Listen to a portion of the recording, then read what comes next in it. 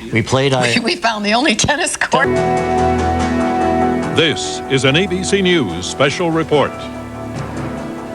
Good morning, everybody. I'm Peter Jennings at ABC News headquarters. I want to take you immediately to the United Nations here in New York, where the U.S. Ambassador to the UN, John Negroponte, is about to comment on the fact that U.S. will withdraw the resolution in the Security Council. Since the Council unanimously adopted Resolution 1441, which found Iraq in material breach and gave it a final opportunity to disarm or face serious consequences.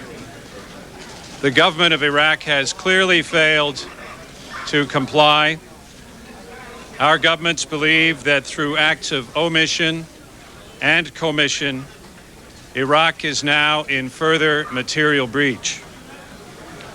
We advocated a second resolution because a united council would have shown it was intent on enforcing Resolution 1441 and disarming Iraq.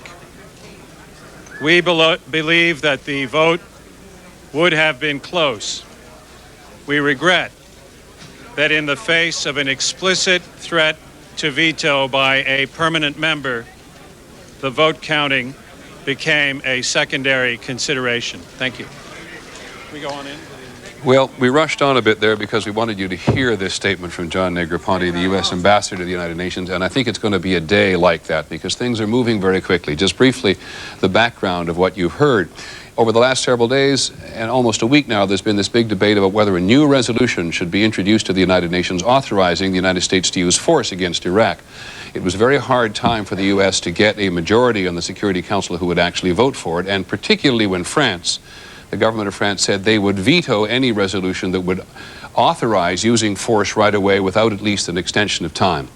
So this morning, after that meeting in the Azores between the President, the Prime Minister of France, the Prime Minister of Spain, and the Prime Minister of Britain yesterday, they have decided that to put that new resolution before the Security Council today might cause a lot of damage because they wouldn't necessarily have the votes, and certainly France would veto it anyway.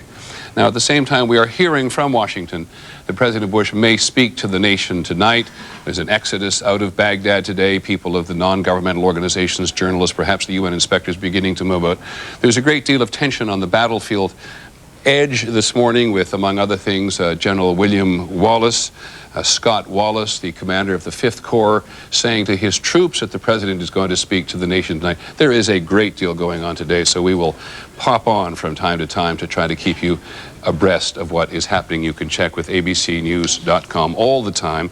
Both the British ambassador there, Jeremy Greenstock, and John Negroponte, the U.S. ambassador, blamed the French in this case for holding over this potential resolution the possibility of a veto because the French are not interested in the moment at using force. I'm Peter Jennings at ABC News headquarters in New York. For continuing coverage of this story, stay with ABC News and abcnews.com. We now return to our regularly scheduled program already in progress. Just put all his paper money on the conveyor belt. It wasn't even in a money clip. So it comes through the thing and it's all over the place. This is